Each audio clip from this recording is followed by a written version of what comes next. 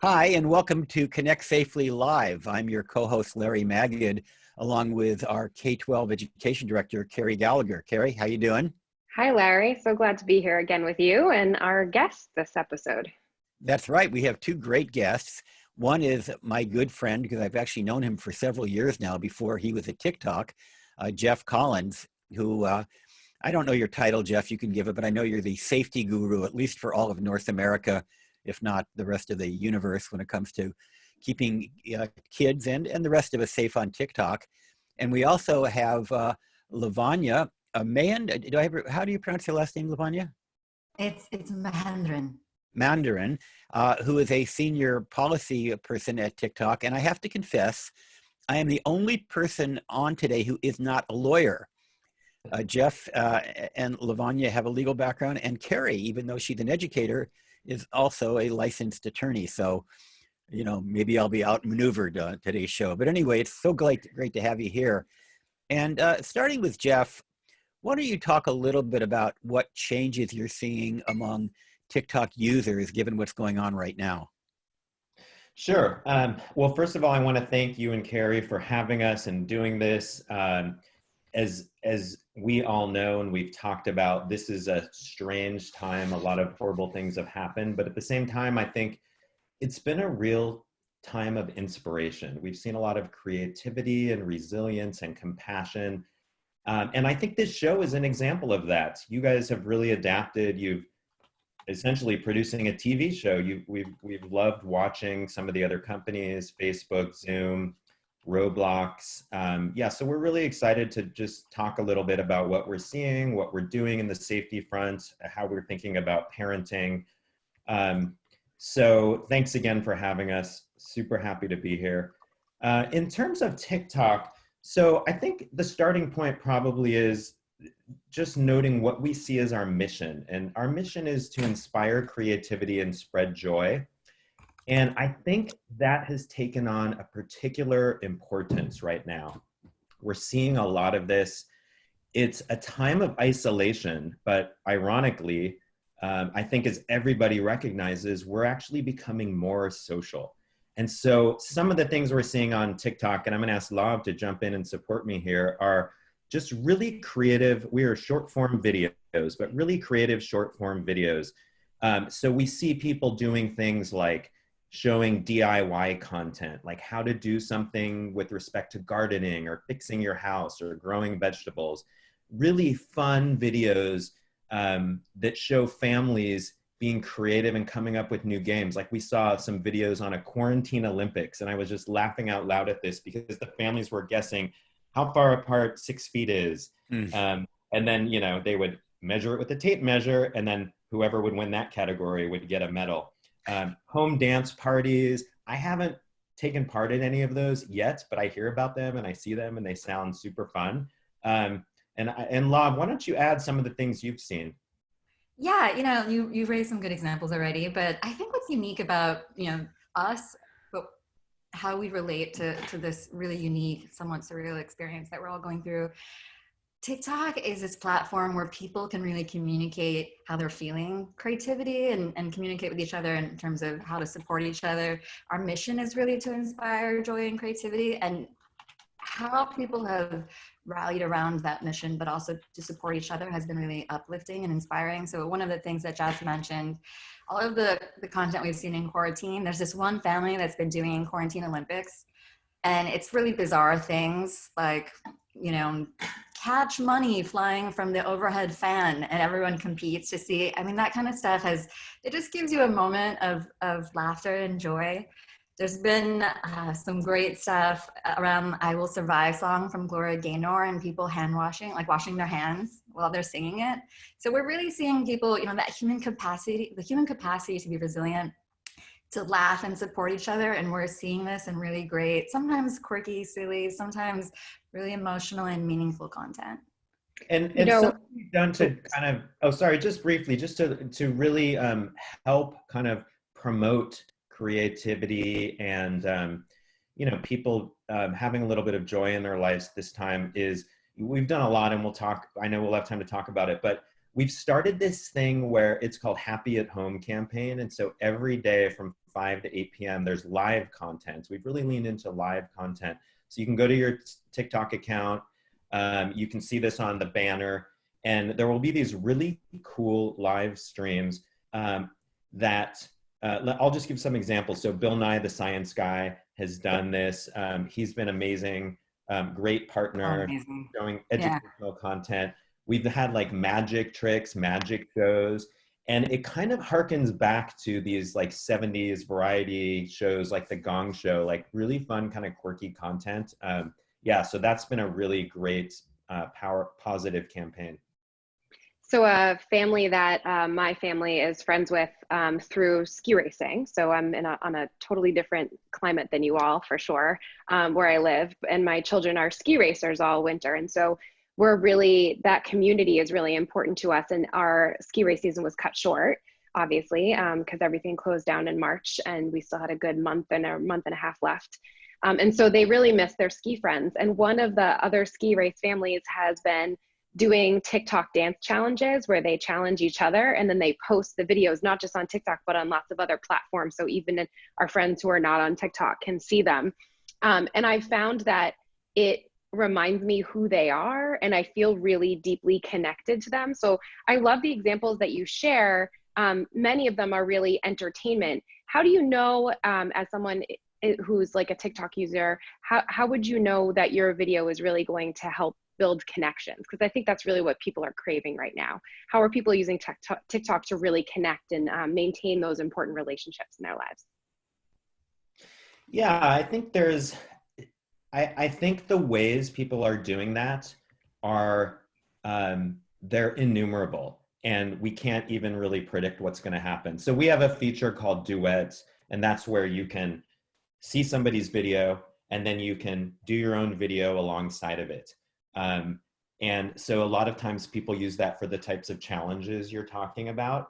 And yeah, I think Logged, I don't know if you have any examples, but I think it's just been fun to see how people take the tools that we provide and just kind of run with it, especially at this time where, yeah, everyone is now at home. And I would say that it's not all about just escape and fun. You know, we have seen a lot of content around people trying to show respect and support for all the healthcare workers and promote accurate information. And, you know, they want to help people do the right things. So social distancing.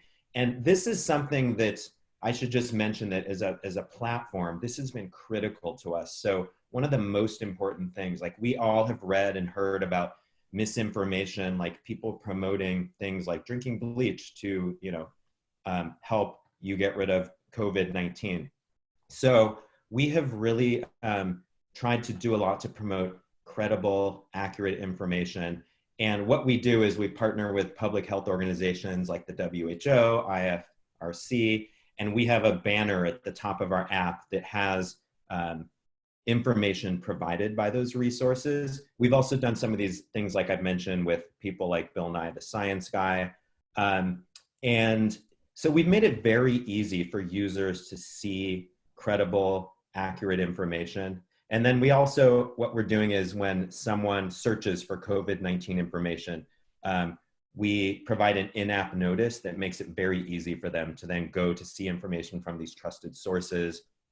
So that's something that, you know, we're really trying to make easy for users to have clear, accurate information. So yes, we're about joy and creativity, but you know, we also know this is a serious moment and we want to do our part in that respect. So Jeff and Lav, although TikTok has fun things for all ages, I think it's no secret that your demographic tends to skew young. And young people, as fortunately, I believe, are a little less likely, somewhat less likely to have serious consequences from COVID-19, but they're just as likely to spread it as anybody else. And I know early in the COVID period, before there were mandatory lockdowns, you and I also think Instagram and Snapchat were trying to encourage good behavior among young people, even if it's not for you, it's for your parents, your grandparents, for the community at large. And I wonder if you could talk sort of broadly about how TikTok is being used, not by authorities, but by your own user base to spread messages that are benefiting us all. Yeah, Jeff, you want me to take that or? Sure. Yeah, I think there's been a lot of things that we've done, the whole industry. I mean, we're all coming together, during this crisis. Our approach has really, I think, been twofold. On the one hand, we've launched certain features, PSAs, changed some of our policies, in fact, to make sure that we are taking down harmful content. But we've launched certain features that we want to make, to create a safe environment. And some of those have involved, for example, launching a PSA on certain searches. So if you search for certain content relating to coronavirus, we show you a PSA and we link you to local health authority in your region of the globe. In the United States, that'll be CDC. In other countries, we're working with health partners and authorities all over the world. In addition to that, we've done other things in app. So we make sure that we highlight or push to the top of content authoritative, accurate information.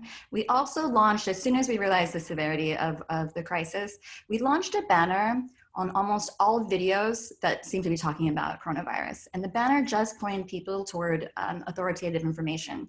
The reason we did that is, this has been happening so quickly. Even now in April, it feels very different from January. Information has been evolved, like our understanding of the crisis has been evolving rapidly. So what we want to do is create a mechanism for users to figure out where to go to get information that we knew would be changing. So we wanted to connect them with authorities. And so that's been, I think, probably one of the most important things that we've done is reaching out to reputable health authorities all around the world and making sure that we're connecting their guidance, but also their representatives with our community. That's really great. Those are great examples. I also really enjoy the TikTok for Good campaigns. I think that they help spread awareness and enthusiasm around really important causes. I wonder if you could share a little bit of information about those too. Jeff, you want me to take this one? Sure. Yeah, we've done a ton of stuff around. Kerry, do me a favor. Do you want me to TikTok for Good generally? Because we have a lot actually here and it's pretty exciting, a lot of educational opportunities, or do you want to talk about COVID in particular? Well, of course, as an educator, I'm really interested in the education side of it, as an administrator and a teacher. But, of course, the COVID focused opportunities are sort of maybe more pertinent, but also since educators have transitioned to remote learning, we're really looking for engaging resources to use with our students to sort of keep their attention during all of this. Yeah, it totally makes sense. We should definitely talk about an edgy talk a little bit because I think it's pretty exciting. We should do That's the one. Yeah, so good. Too. Yeah, but in terms of some of the stuff we're doing around COVID in particular. So as Jeff mentioned, we partnered with the World Health Organization, IFRC, and others globally. We've been working with them to do a lot of stuff, as Jeff mentioned, live stream. So World Health Organization has done a couple partnerships with us around that content. We've also done various funding initiatives. For example, we have a Heroes Relief Fund that's going to support health workers around the world. I'm really happy about that. In addition to that, just financial support, we've also in-app launched hashtag challenges and other campaigns to rally our community around health workers. So one thing that I thought was really great around that was, so it's really important for us to support this community that is feeling such pressure right now, but also by enabling our users through stickers that say, stay at home. This is how you support health workers. And then also we've just had a tremendous outpouring of health workers posting dances and messages on our platform. So even forming that connection between the medical community and our content creators has been really great. And we've been doing that through stickers and other kind of partnerships as well. Thanks for pointing those out, Lav. Something that has really inspired me, and at both TikTok and other companies, but as we talked about, this developed so rapidly. None of us could have predicted it, and so the rate at which companies, and I've been working on this at TikTok with, and again, really inspiring to see what my colleagues have done. The pace at which we rolled out some of our efforts has really been amazing. So I think it's worth highlighting that we committed 375 million to efforts across the globe. And just to kind of expand a little bit on what Lav said, the key ways that we have looked at this is, first, we want to help support, we call it our Heroes Relief Fund. So this is really supporting healthcare workers, things like supporting surge staffing, distributing masks and protective equipment, giving money to the WHO's COVID-19 Solidarity Response Fund. But to get kind of to your question, Kerry, what we've done is we've looked at people, not just in healthcare, but people who are really impacted, musicians, teachers, nurses, everything has changed. We've seen this through things like Larry's son, Will, amazing musician who's now doing these live streaming concerts. And what we are trying to do, and these are people that use TikTok to share their talents, to spread joy. We're trying to support that. So we have a $50 million creative learning fund, and that's looking at how online learning has changed. And we're making grants to educators, experts, nonprofits who can develop useful course material for distance learning. And we're looking forward to seeing some of these proposals because we think, again, it's kind of a whole new world. And then we have another community relief fund, and that is to support musicians, artists, nurses, all these people that I mentioned. They're really the lifeblood of our communities, both online at TikTok and off. So I think it's been inspiring again to see like how our company has really stepped up here. And this is going to be an ongoing effort because as we come out of this pandemic, that's when a lot of the hard work is really going to begin. And I think a lot of these efforts from companies like ours are really going to have, we're going to start to see the necessity of them and the impact of them. So Jeff, I know you came on board just a few months ago and your job is safety primarily. And the company has made some recent announcements, actually changing some aspects of the service to give parents more control. So I was wondering if you could talk about family pairing and other things you're doing to protect the younger users on TikTok. Yeah, of course. So as you know, Larry, I have two kids, 9 and 10, third and fourth grade. So this is top of mind for me. It's also top of mind for companies. So safety is always our priority. And I think Lav mentioned this, you know, what this pandemic has caused us to do is accelerate a lot of our efforts. So we recently announced that we are going global with a feature called family pairing. And I think this is something pretty cutting edge and important. And what this does is it allows parents to pair with their child's phone so they can access the safety and privacy settings of their child's TikTok account. So they can essentially set controls, including how direct messages are used. They can set screen time management tools. So we're really excited about this. We think it's going to be really helpful.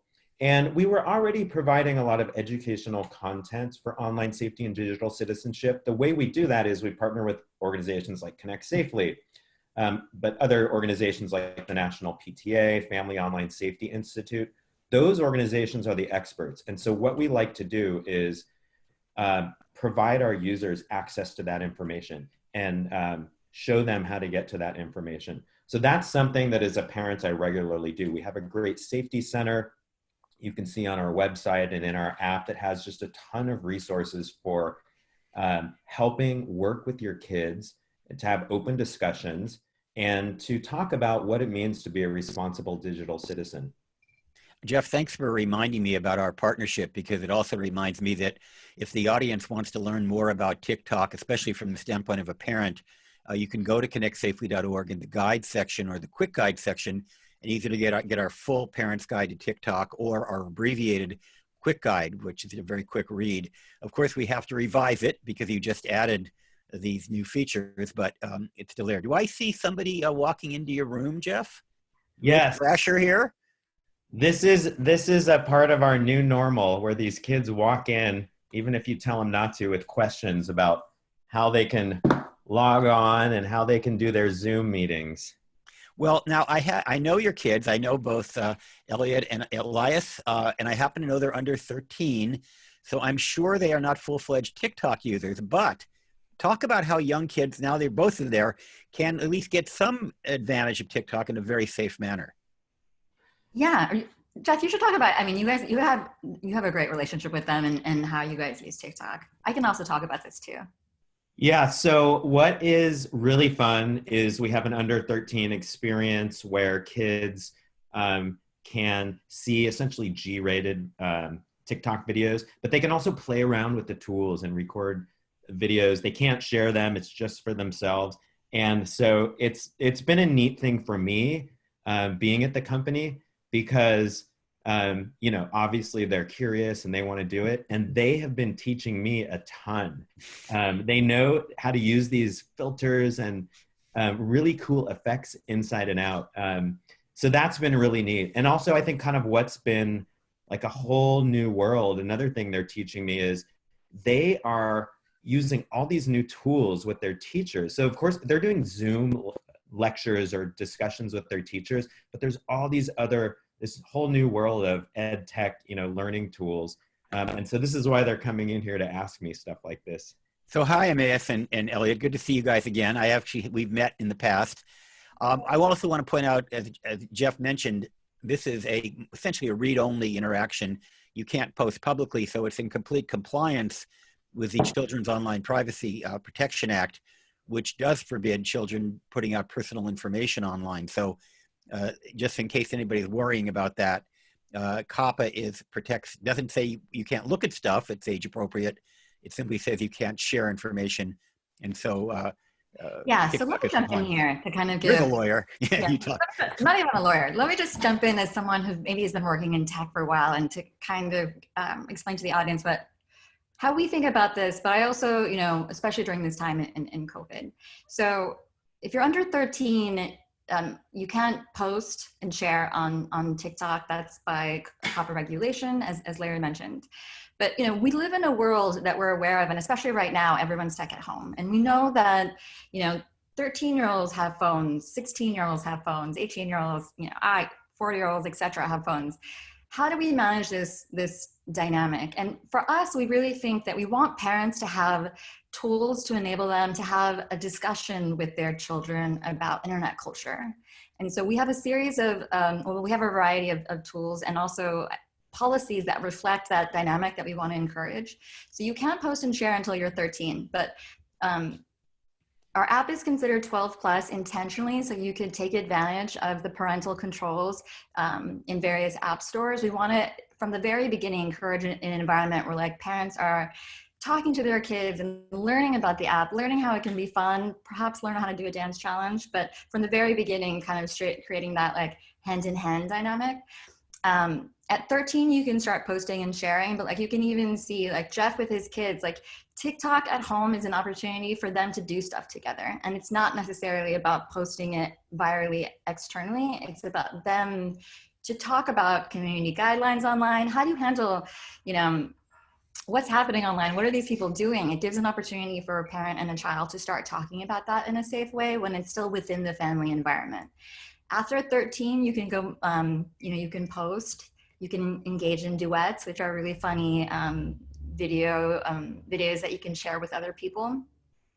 And then at 16, you can start, we open up even more abilities to engage with people, and we think that reflects your maturity and your engagement with the real world, your understanding of the real world. So at 16, you can engage, you can send and receive DMs.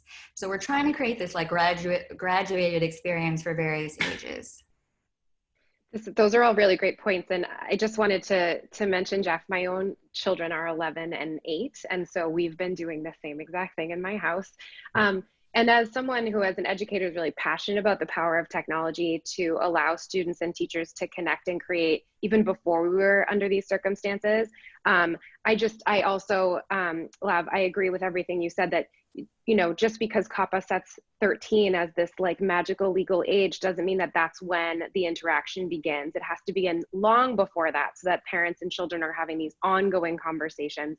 The analogy that Larry and I use all the time is we're not afraid to talk to our children every single day, many times a day, about what they're choosing to eat and how they're adding nutrition to their body. So we should also not be shy about talking to them about what media they're creating and engaging, because that's food for their brain and for their heart, and all of that. So everything you just said, I really appreciate. It's important that we're not just thinking that at 13, a light switch turns on and they're suddenly like out in the internet, right? So, and I think you started to kind of get at the audience question that we got that I wanted to make sure I shared with you. So one of the, a member of our audience asked if you could talk a little bit about privacy by design in TikTok. Like when you get there, how does TikTok kind of lead you in a direction so that you are really empowered to take control of your own privacy settings? If an audience member hasn't used it yet when they first sign up, like what is that experience like? Yeah, this is a great question. I'm just gonna look at my phone just to make sure I'm directing you the right way. But so when you open up the app, you know, lower left menu, there's me, or when you click on me, you're gonna get a menu where it gives you a variety of options under privacy and safety.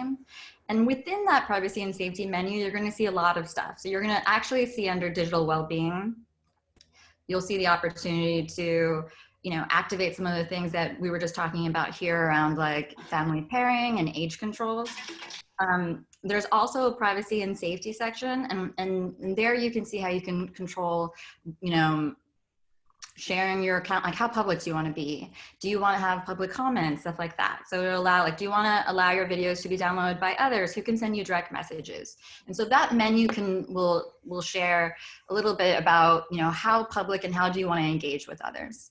I think what's really cool is you really can use that suite of tools to customize your safety experience. So, I mean, this is something that's becoming more and more important.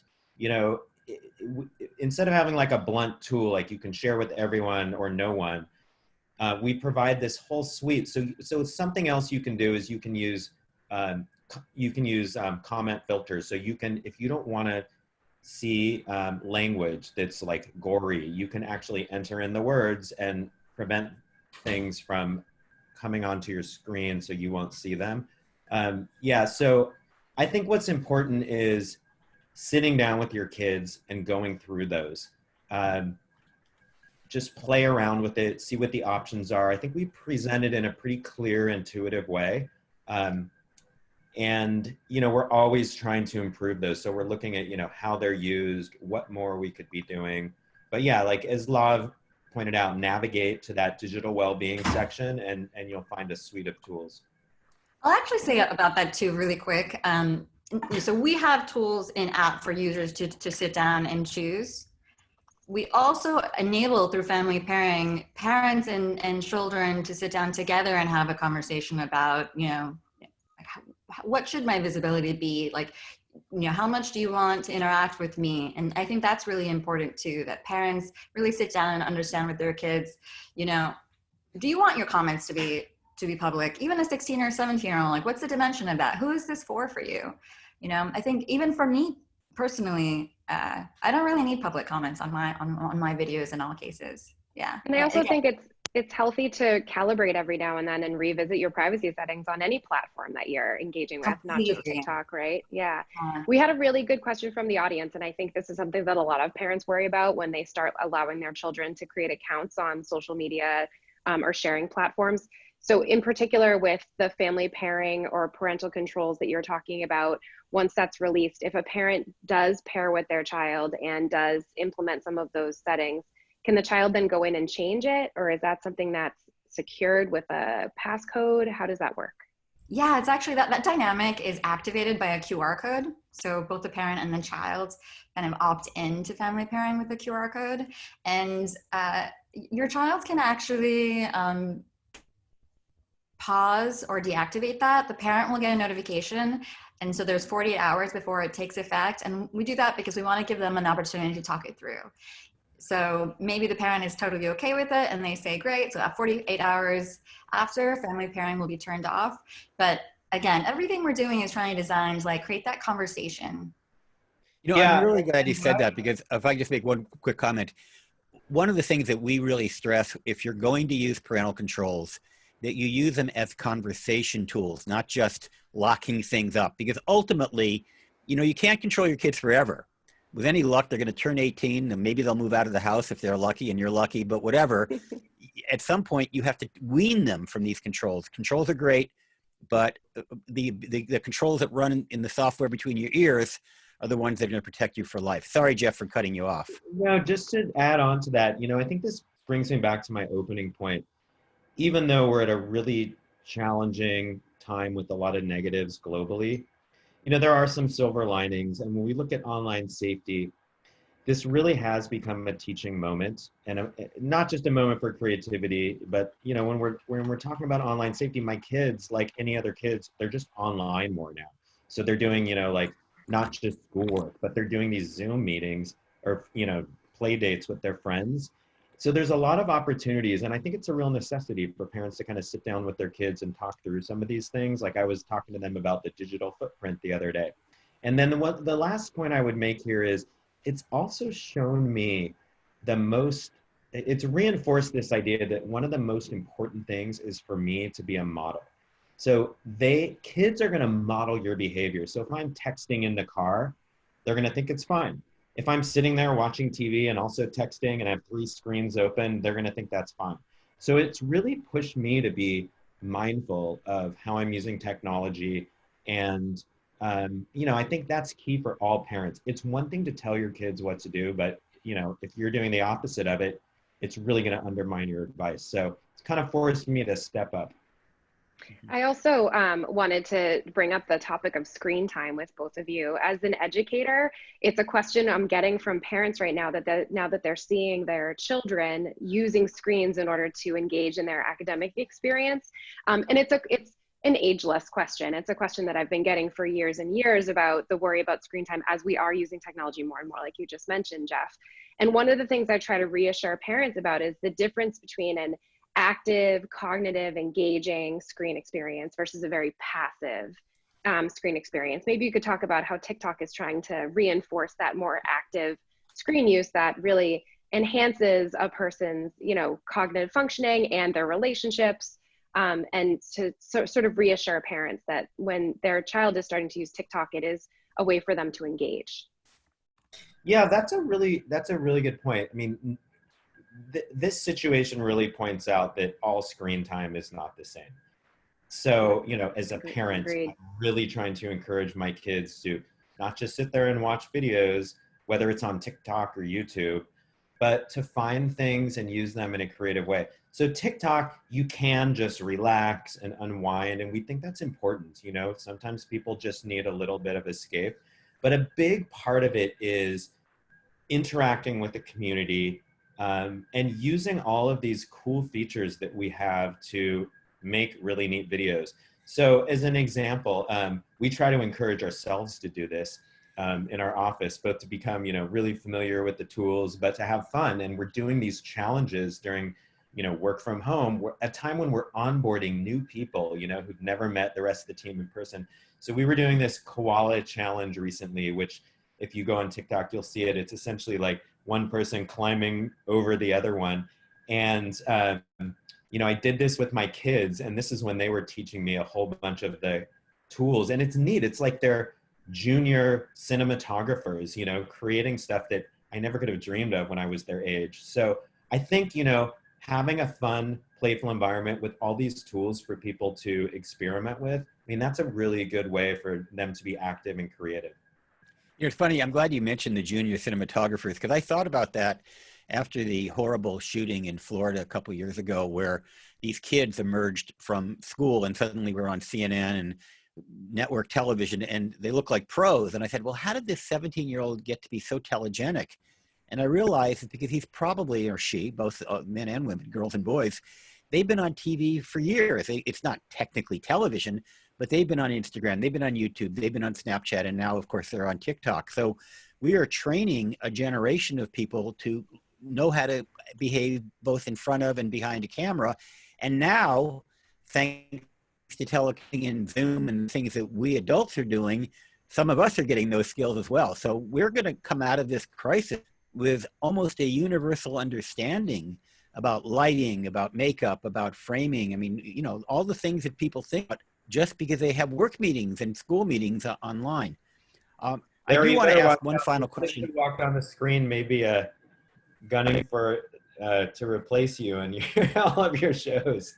That's always a risk.